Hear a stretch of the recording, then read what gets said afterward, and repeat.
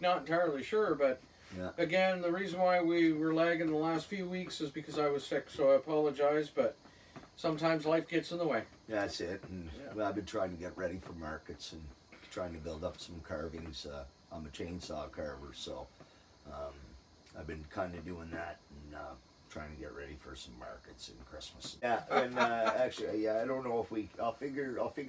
Well, we'll drop our emails in. Yeah, there we'll so put people something can in the bottom you can us or something. contact. So, So, anyways, yeah. you know. So, but you can give us a message anyways down below and.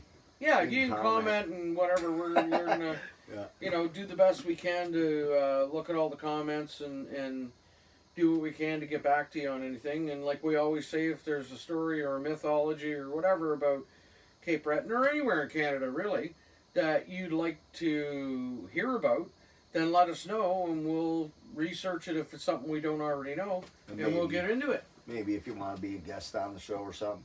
Yeah. And, we don't mind having multiple guests. We'll all sit around here, have a drink or something or whatever. Pop. Yeah. Like I don't think we can do other stuff on this thing. You won't allow us on this platform. No, just kidding. But anyways, we guys got some tales, I guess, and we're going to tell some stories tonight. And I don't know, maybe they're not true. Who knows? You always hear good ones, and then there's always, like I said, you don't know who's telling them, if it's accurate, if it's all bullshit. It's just stories, right, that you hear growing up. Yeah. Right. And then sometimes you get to witness those things. Well, one thing I can show you is one thing how we acquired our dog Major, the dog that was going nuts. Yeah. So, anyways, Dad used to bring home strays all the time, right? Because that's kind of guy he was, right? Including humans. Yeah. Mm-hmm. Right. And Matthew, Dylan, and them, they're playing in the yard. They're little shit. They're only, I don't know how old they were there. 7 maybe. Yeah, 5 to 8. Yeah. 5 to 8. Yeah. Anyways, the dog strolled in the yard and started playing with him like there was no tomorrow, right? This is a big German Shepherd, right? So anyways, Dad's like, what the heck? Goes outside and he goes, where'd you come from? So anyways, Dad puts up signs and everything because we don't know, and he's driving up the road. And, right? Yeah. So anyways, he ends up tracking down the owner, his dog. Yeah. Says, here you go, by. He says, here's your dog back there. Yeah. He goes, what's his name? And he goes, Major. That's what the dog told Dad, right? Yeah. And that's how we found out his dog name, right? Okay. So anyway, another couple days goes by. Who strolls in the yard again? He's playing with Matthew, Dylan, and Evan, right? Yeah. And we're just like, what the heck? So Dad calls the owner again, right? And goes, okay, you got to come get your dog. Like, something's got to give, man. Because if my kids are getting attached to him, which we were, right? We all were, right? He's a good dog. He's a cool dog, man. It's a German Shepherd, right? He came back like, I think 4 times. Yeah. And Dad said, no, we're just keeping him. Clearly the dog chose his home, right? It's just weird how animals can be too, because, and the reason why I bring up these animal things is just because, like, I'm into, watching, bear attacks and, crazy shit like that, right? And I'm fascinated with, well, you know me, I'm a diver, right? We'll go into videos about that too. Maybe we'll talk about some dives I've done and maybe talk about some shows, some other fellow YouTubers that we kind of love too, right? And there's the Arrow that went down. Well, and I was actually alive and here when all that happened. Yeah, so. and maybe we can. We'll talk about. I'll talk about my dive story, and we'll show you some video maybe of this wreck and some pictures of and some cool people that we went with. I don't think I'll show you them, but I'll show you the wreckage. Yeah. Because they don't like putting anybody on there if they don't want. Permission. Yeah, without permissions and stuff. So, but I will show you the videos that I filmed with just of the wreck. Yeah. While me and my partner were diving. And where was I? Sorry, now. The dog. The dog. Yeah. So, anyways, we ended up keeping Major. Yeah. And that's how we acquired Major. And then that was more than once, Dad. I'm surprised he never came home with skunks. Yeah, I know. You know? I know. Oh yeah, that's the new pet there, guys. Look, he followed me home. Yeah. Every dog Dad used I used to call him the Pied Piper because he'd come home sometimes with 3-4 behind him, and sometimes there were human animals and things. I'm surprised there wasn't a few ducks there while we were at it. He was always like the Pied Piper. He was just such a genuinely nice guy. You know, that he felt, you know, he felt for anybody, and he'd give anybody a shirt off his back. That's truly who he is. And, he's a funny guy. And he, you know, he'll never be a wealthy man because he'd give it all away anyways. Oh, yeah. It spends. Yeah. That's what makes him happy. Yeah, so... you know, and that's, well, I guess you can't take it with you when you leave, so... Yeah, that's right, yeah. You leave this world, that's it. Yeah. Lights out. Yeah. Goodbye. Don't matter what happens. Yeah. You're gone. Yeah. But you know what, man? You gotta love kind people. Yeah. You know what I mean? Like people that are that kind that just show that kindness when that one person might be at their lowest. Yeah. And to just, you know, give them a biscuit and molasses and a cup of coffee. Be kind to everyone. That's what I'm saying. Right? You don't know where a person's been. This world would be a much better place if we all lived like that. And Absolutely. We're kind to each other. And yeah, I mean, even... did things out of what did they say? If you do good, do things with the goodness of your heart, or don't do it at all. Exactly. Do with an open heart.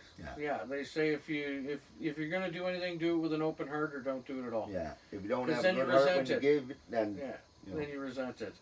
But yeah, so you know, even a homeless person on the street, man, I can tell you, I've met some characters out there on the street, and heard some stories that just, you know, it blows your mind. It just blows your mind, and you don't know where another person's been or where they're coming from. And it doesn't cost you anything to take 5 minutes and listen, man. Just show them that somebody cares enough to see them, to show them that they're in this world. They're not invisible. They're not blending into the background. And on that note, actually, I have a story. Many years ago now, I think it was like 2009, I got gassed at work.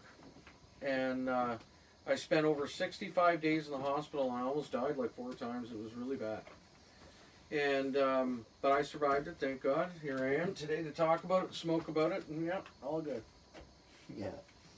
And anyway, so I was at the hospital, and, you know, when you're there for that long, people kind of get to recognize you coming in and out. And because, you know, you got to go out for a smoke and you know, go back in for whatever test or whatever. Yeah. Right, whatever. Yeah, no, for sure. But they get, at this particular hospital, it's a place called the Royal Alexander Hospital in Edmonton, and it's the inner city hospital.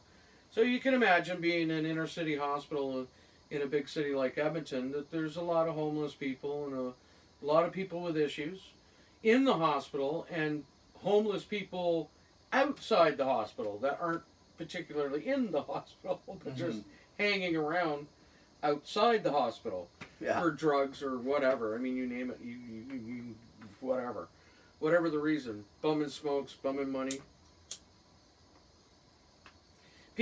Homeless people that are in the hospital, bumming smokes, bumming money. So you know, it's a merry-go-round there. Yeah. So, you know, the first couple of weeks I was extremely sick, like so sick I was in my room kind of thing. Then I started getting up and getting out, feeling better, and I'd walk as much as I could, and so I'd go outside and I'd just kind of walk around, and at first you feel bad, right? So you kind of hand out a little money here and a little money there and smokes here and there, and then you realize very quickly you can't afford it anymore. Yeah. Then, because there's just too many. It's not that you don't want to do it, it's just too many hands out, too many. You just can't afford to do it. Yeah. Especially you're not working. You know, like I'm not working, so I'm in the hospital sick. I don't even know when I'm going to go back to work. So, you know, can't afford to be doing this. So, anyways, this one guy saw me quite a few times, and And I sat down one day, and he come and he sat beside me, and he was an alcoholic, and he was a truck driver. Yeah. Right? And he sat down beside me, and with the alcoholism and the issues with alcoholism, he basically got a welfare check, and king, like my old man used to say, king for a day. Yeah. Right? King for a day. Yeah. Got drunk with all his buddies and everything else. Earned the first one. Yeah. Got drunk with all his buddies, and his buddies, and I'll put in air quotes, his buddies, attacked him and robbed him, and poked his eye out, basically. So I have a glass eye. My right eye is a glass eye. And maybe sometime I'll pop it out for you. If you want to see that, comment, and I'll be happy to show you what a glass eye looks like. The next episode, that's what it'll be. We'll have to start the episode that way. So we'll wait to see if they comment first. Hit the like and subscribe button if you want, and you got to share the video if you want Carla to do that. That's right. Yeah. So then we'll go for that direction, right? But hit the like and subscribe button, and you got to share it. Yeah, that's right. That's right. Never get the goods. That's right. Yeah, and I'll make sure you get a good look at it too. So anyway, they had poked out his right eye. My right eye is glass. And he was sitting there, and he was telling me, I talked to him, and I gave him some time, and asked him to tell me his story. So oddly enough, really bizarre, there was 8 kids in his family, and he was the youngest. There's 8 kids in my family, and I'm the youngest. Yeah. Right? And we started talking, and we had some things in common, like really bizarrely in common, right? Yeah. And I thought, well, this is pretty cool, right? So we're sitting there, we're talking, and then he says to me, he says, I don't know what I'm going to do now. And I said, well, I don't understand. What do you mean? And he said, well, I'm a truck driver. I said, I thought you said you were an alcoholic. He said, well, I am an alcoholic. And I said, well, then how are you a truck driver if you're an alcoholic? How does this working? If you were homeless and you're an alcoholic, you're not a truck driver. Yeah, yeah. Can't have it both ways. Right? And he goes, well, no, like if I, when I get clean, or if I get clean, then what could I do? I only have one eye. And I hadn't told him at this point that I only have one eye. Yeah. Right? Yeah. So I said, well, I only have one eye. He goes, well, what do you mean? And I popped my eye out, and I said, look, there it is, right there. Yeah. Only one. Licked it, popped it back in. I believe you did that in poker one time. I did do that with poker one time. Yeah. That's another story for another day, and it's a true story. These ones are all true. That's the scary thing. You can't argue with these ones. So the ones we're telling you, they're all true. They are true. Whether or not you believe them, I don't know. But so I said to Buddy, he goes, well, I never really thought about it like that. And I said, when was the last time you actually drove a truck? And I said, don't lie to me. There's no point. I said, I can look at how you are right now and know that you've been an alcoholic for a lot more than a minute. Yeah. Right? Been longer than a minute. And he thought about it for a second. He says, well, about 16 years. And I said, well, then that's not really the problem you need to be focused on right now, is it? Right? Yeah. For sure. He looked at me and he said, yep, you're right. I said, listen, buddy, I love you, man. I said, I do. I love you, and I'm sorry that you've had to go through everything that you've gone through. And I said, I am sorry that you're an alcoholic. I said, but right now, right here, right this moment, is the opportunity for you to get clean, get sober. I said, get a glass eye, have some fun with it, right? Yeah. Because I have fun with mine. So, right? I said, have some fun with it. And get your life back together, man. Don't worry about what you're going to do for a living. I said, I drive just fine with one eye, man. Yeah. It's not a problem. Exactly. And it won't be a problem for you. No. I said, so it's like a friend of mine. your more immediate problem is getting off the rides alcohol. motorcycle. Yeah. He does everything like a normal person with one eye. Yeah, oh yeah. He functions. And I think he's got the other one tattooed. It's all blacked out now. Both of them are. Oh my God, I can't even imagine. I can't imagine being that brave.